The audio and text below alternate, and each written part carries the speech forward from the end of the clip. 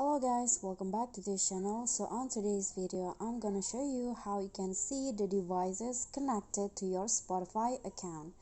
So here I have already opened my Spotify on my mobile, and to see which devices are connected to your Spotify, you can just go to the settings icon, the gear icon at the top right corner. Then in here just scroll down until you find the devices section, and you'll see there's an option to connect to a device. And to see the list of devices, you can just click on this option, and here you can see now that the current connected device is only this phone, but if you see more than one, you can just always adjust on the device that you want to connect or not in here. Okay guys, so that's all from me. Thank you so much for watching. Don't forget to like, comment, subscribe, and also click on the thanks below. Bye.